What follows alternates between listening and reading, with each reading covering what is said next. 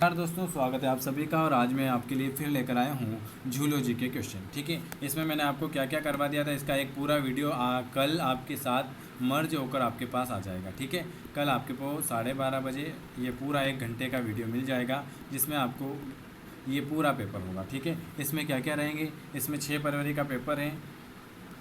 मैंने आपको फिजिक्स करा दी थी, फिर आपकी केमिस्ट्री करा दी थी, बायो करा दी थी कल। आज हम जूलॉजी करके ये पूरा ख़त्म करके कल 1 घंटे का पूरा रिवीजन हो जाएगा, जिसमें आपको मैं सब कुछ करवा दूँगा। ठीक है, चलिए जूलॉजी बॉटनी हो गई।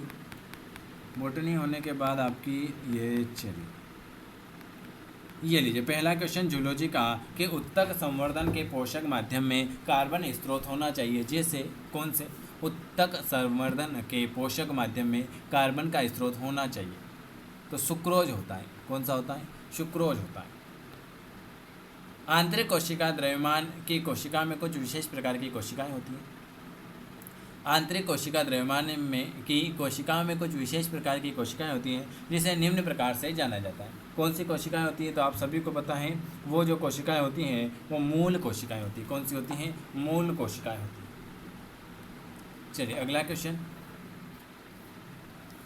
इसका आंसर हो जाएगा मूल कोशिकाएं। चलिए तीसरा क्वेश्चन क्या लिखा हुआ है, किस चरण के दौरान भ्रूण गर्भाशय के एंड्रोमेट्रियम में अंत स्थापित या इम्बेड होता है? किस चरण के दौरान भ्रूण जो होता है गर्भाशय के अंतर गर्भाशयकला में अंत स्थापित या इम्बेड होता है? वेरी वेरी गुड, ब्लास्टोसिस्ट हो जाएगा। वो कौन सा हो जाएगा? ब्लास्टोसिस्ट हो जाएगा। ऑप्शन आपका सी वाला आ जाएगा।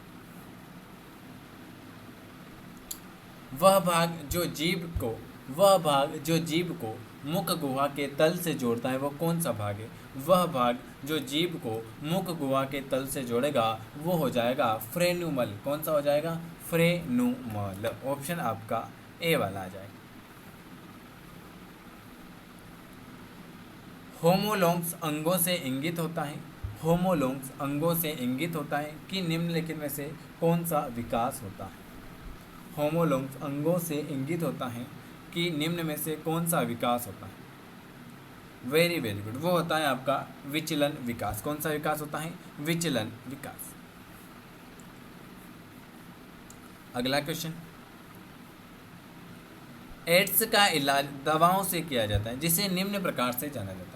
एड्स का इलाज दवाओं से किया जाता है जिसे निम्न प्रकार से जाना जाता है। Anti retrovirus drugs. Anti retrovirus drugs. चलिए अगला क्वेश्चन ये आ जाएगा, जिसे हम एंटी रेट्रोवायरस ड्रग के नाम से जानते हैं। ICBN, ये क्वेश्चन मैंने आपको करा रखा है। ICBN का अर्थ क्या होता है? ICBN का फुल फॉर्म, तो ICBN का फुल फॉर्म होता है international code of botanical nomenclature. ये मैंने आपको करवा रखा है कितनी बार। ICBN का नाम होता है international code for botanical nomenclature.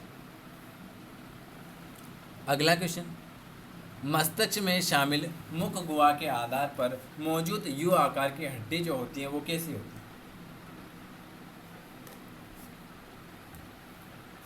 मस्तिष्क में शामिल मुख गुहा के आधार पर मौजूद यू आकार की हड्डी जो होती हैं वो कंठिका होती है। कौन सी होती है? कंठिका होगी।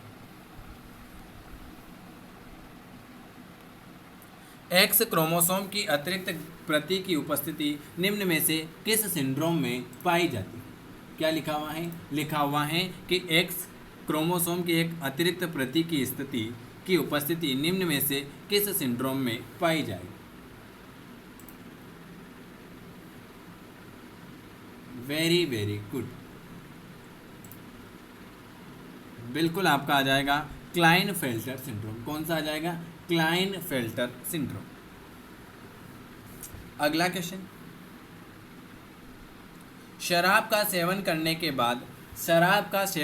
के बाद एक व्यक्ति अनाड़ी तरीके से चलता है, क्योंकि शराब उसके को प्रभावित करती है।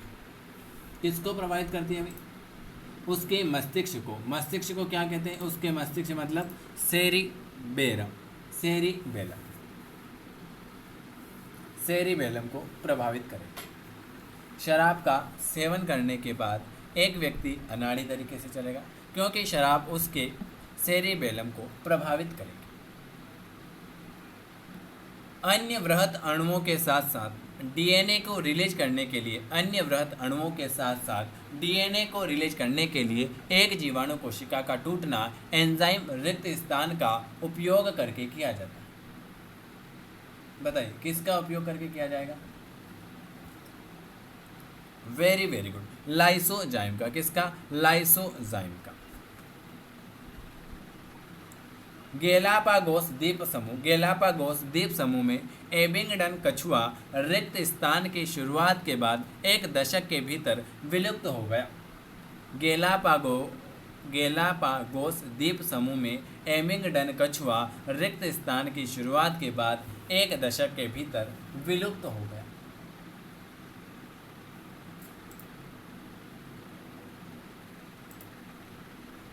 Very very good. बकरी कौन सी विलुप्त हो गई? गैलापागोस द्वीप समूह में क्या बकरी विलुप्त हो गई? दुनिया का सबसे समस्याग्रस्त जलीय खरपतवार कौन सा है? दुनिया का सबसे समस्याग्रस्त जलीय खरपतवार कौन सा है? Very very good.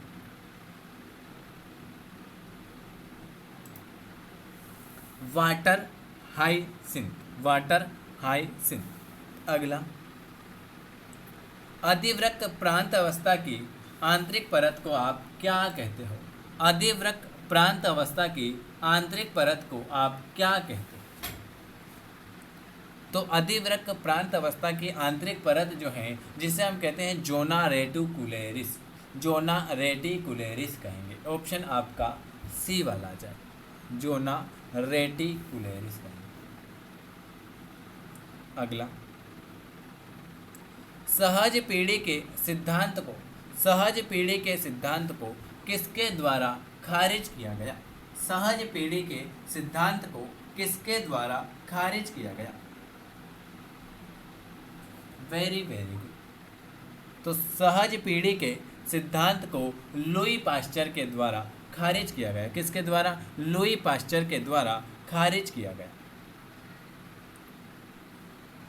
किसी भी प्रजाति को सीमित संस्था स्थितियों के तहत थोड़े समय में भारी जनसंख्या घनत्व तक पहुंचाया जाएगा अगर यह रिक्त स्थान तरीके से बढ़ेगा। किसी भी प्रजाति को सीमित संस्थान स्थितियों के तहत थोड़े समय से भारी जनसंख्या घनत्व तक पहुंचाया जाएगा अगर यह चरघातांकी तरीके से बढ़ेगा। कौन सी? चरघातांकी तरीके से बढ़ेगा। ऑप्शन ए वाला। 17 नंबर का क्वेश्चन लिखा हुआ है, गर्भवती महिला की आहार खुराक में आयरन को क्यों शामिल किया जाना चाहिए? जो गर्भवती महिला रहती हैं उनके खाने में, आहार खुराक में आयरन को क्यों शामिल कर दिया जाना चाहिए?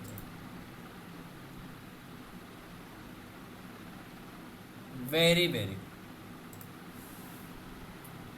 क्योंकि बच्चे की लाल रक्त कोशिकाओं के निर्माण के लिए,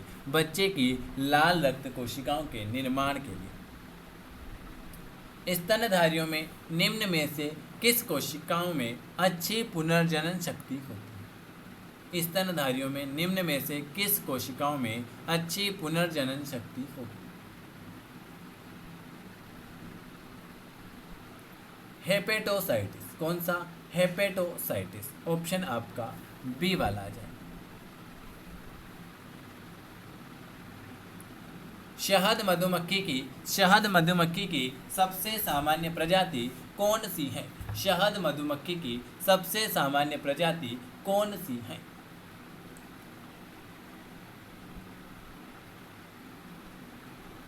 शहद मधुमक्खी की सबसे सामान्य प्रजाति कौन सी है? Apis indica. कौन सी हो जाएगी? एपिस इंडिका हो जाएगी। चलिए इसका आंसर बता दिया। शहद मधुमक्खी की सबसे सामान्य प्रजाति होती है एपिस इंडिका। अगला क्वेश्चन है कि शुक्राणुकरण की प्रक्रिया है। शुक्राणुकरण की प्रक्रिया है, कौन सी है भाई शुक्राणुकरण की प्रक्रिया? तो शुक्राणु का रिलीज, ये शुक्राणुकरण की एक प्रक्रिया। चलिए अगला क्वेश्चन आ जाते हैं। अगला क्वेश्चन आपके सामने लिखा हुआ है, ट्यूमर उत्प्रेरण प्लाज्मिड किस में देखा गया? ट्यूमर उत्प्रेरण प्लाज्मिड रिक्त स्थान देखा गया, किस में देखा गया? तो एग्रोबैक्टीरियम टुम्फेशियन में देखा गया। चलिए अगला क्वेश्चन क्या लिखा हुआ है? अगला क्वेश्चन आपके सामने, घनाकार उपकला अंगों में पाया जाता है। क्या पाया जाता है भाई? घनाकार उपकला अंगों में पाया जाता है। Very very good. घनाकार उपकला अंगों में नेफ्रॉन ट्यूबुलर भाग पाया जाता है। क्या पाया जाता है? नेफ्रॉन ट्यूबुलर भाग पाया जाता है। चलिए अगला क्वेश्चन,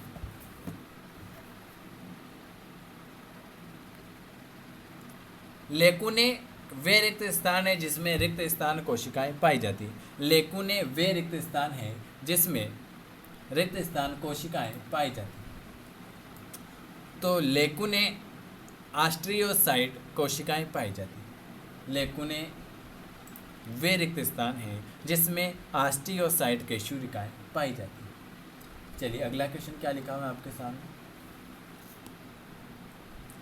घातक मलेरिया रिक्त स्थान की प्रजाति के कारण होता है। यह क्वेश्चन तो वेरी आईएमपी है ना, मलेरिया वाला क्वेश्चन तो वेरी आईएमपी है कि घातक मलेरिया रिक्त स्थान के कारण होगा। किसके कारण होगा? तो घातक मलेरिया प्लाज्मोडियम फेल्सीपेरस की प्रजाति के कारण होता है। अगला, नर पक्षियों में सेक्स क्रोमोसोमल विन्यास प्रकार का होता है। नर पक्षियों में सेक्स क्रोमोसोम कौन से प्रकार का होगा? वेरी वेरी, जेट प्रकार का होता है, बी वाला। चलिए 26 नंबर का क्वेश्चन, बायोमैग्निफिकेशन की घटना को किसके लिए जाना जाता है? बायोमैग्निफिकेशन की घटना को रिक्त स्थान के लिए जाना जाएगा। किसके लिए जाना जाएगा?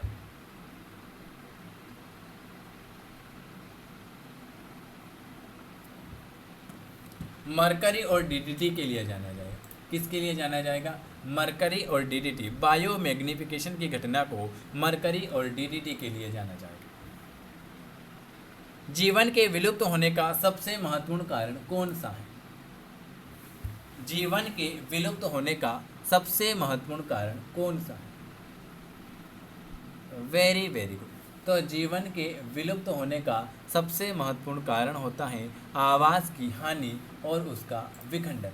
आवाज़ की हानि और उसका विखंडन। अगला,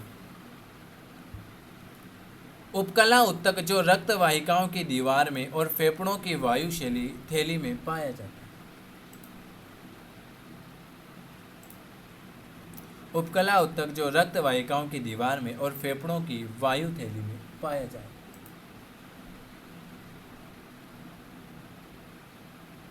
वेरी गुड।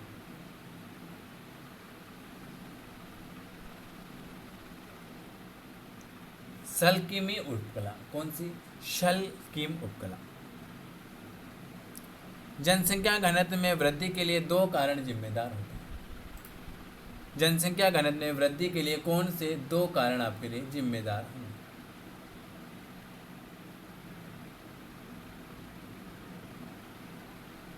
वेरी गुड, बिल्कुल आपका सही हो जाएगा। जन्म दर और आप्रवासन। अगला और लास्ट क्वेश्चन आज का, एचआईवी मैक्रोफेज में प्रवेश करता है। एचआईवी मैक्रोफेज में प्रवेश करता है और एंजाइम रिक्त स्थान की मदद में प्रतिकृति बनाता है। तो एचआईवी मैक्रोफेज में प्रवेश करता है और रिवर्स ट्रांसक्रिप्ट्स की मदद से प्रतिकृति बनाएगा। चलिए ये मैंने आज आपको 30 क्वेश्चन कराए।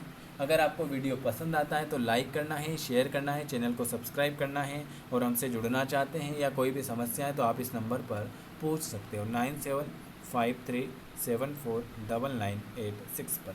वीडियो देखने के लिए आप सभी का धन्यवाद।